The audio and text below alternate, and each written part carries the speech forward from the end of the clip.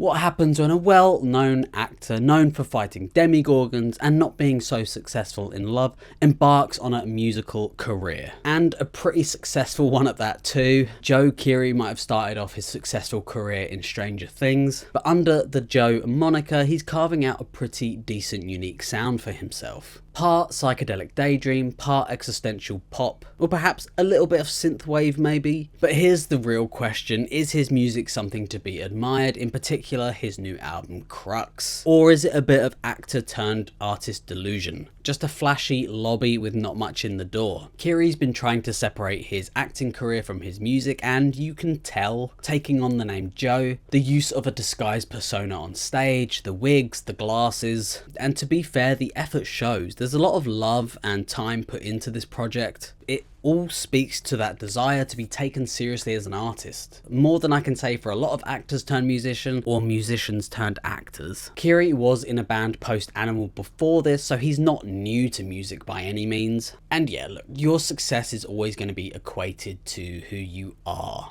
the connections you've made. And to be fair, I don't know if you would be as big if you weren't that person. But hey, that's just life, unfortunately, and it doesn't mean you can't be multi-talented. He debuted as Joe in 2019 with 2020, a sort of nostalgic indie pop album, and then in 2022 following this up with Decide, which leaned heavier into synths and featured that hit song End of Beginning, which absolutely blew up on TikTok in 2024, I believe. But now we are here with The Crux, maybe one of his most ambitious albums yet, a concept album that takes a metaphorical hotel into a psychic therapy session. But does it work? Kind of, yeah. I mean, it's not bad at all. Straight away, starting off with the intro track, Lonesome is a state of mind. This track sets the tone for the album with grainy, jangly guitars and a lo-fi vocal aesthetic. It's got a real early noughties indie pop vibe to it as well. Again, mixed with a bit of influence from the Beatles, which is something you're going to hear all over this album, I think. Keery sings about loneliness, regret, routine. It doesn't really grab me until about 90 seconds in, when bright whistles and shimmery guitars really lift that mood, all of it riding on some sandy drums. The Beatles vibe continues with tracks like Potion and Charlie's Garden. Charlie's Garden led in with that happy piano, but when the vocals come in, I'm having flashbacks of Keane, Somewhere Only We Know, except it's a little more upbeat. And you know what, I'm really enjoying that trumpet solo that comes in near the end, overall making everything feel a bit more theatrical. And the influences are everywhere on the album. Egg sounding like Tame Impala, while Delete Ya sort of flirts with Prince right at the beginning, but overall sounding like Bleachers. Lyrically, Delete Ya is one of my favourite tracks on the album. Being about a breakup, I can really feel that pain there. But the chorus is catchy and I just get along with the whole atmosphere of the track. Talking about the atmosphere, the production on the overall album is something to strive for. It's very well done down to song structures, the mix, the dynamic range is vast. Take for instance Back to You or Basic Being Basic. Basic Being Basic has a bit of a mix up between LCD Sound System and the band Cake, but it's that loud plucky synth that really grabs me here. Even slower moments like Fly hold up well. Dreamy psychedelic textures, acoustic strums and LFO heavy synths. The drums as well here having a real weight to them. Thematically, the album is full of lyrics about love, loss, identity, but somehow manages to keep everything upbeat. You hear this in songs like Link, which throws it back to the 80s with these energetic guitars, reminding me a bit of The Strokes maybe.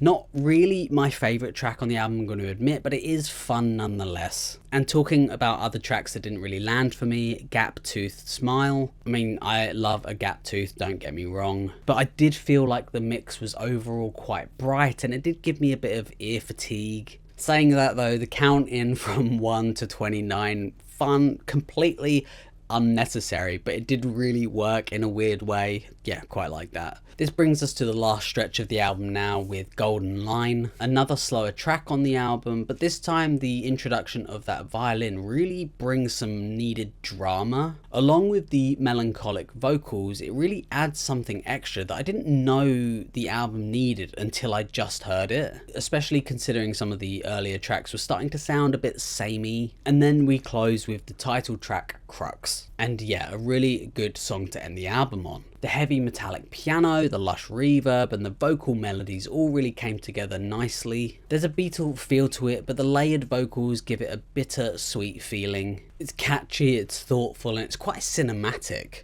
Yeah, I actually enjoyed this album. I wasn't sure going into it, but definitely more than I thought. Yeah, the Crux turned out not to be some vanity project. It's a thoughtful, well-produced, emotionally gauging body of work. I mean, you would expect that having those connections and money probably at this point, so I'm glad it sounds good. Yeah, there are a few songs here and there that didn't pull me along as much as the others say, but I think as a full experience, it really works together. Keery's definitely evolving as an artist, and he's bringing something new with every album so far. And it shows you he's trying not to ride that wave of Stranger Things, and I think it has its own merits and it can stand on its own. So with all of that, I would probably give this album a 7.5 out of 10. Thank you so much for watching. I love reading all your comments and stuff, by the way, so I'm glad you do that, and please feel free to leave more or leave a like or subscribe, whatever you like. And yeah, sorry, I will catch you on the next one. Goodbye.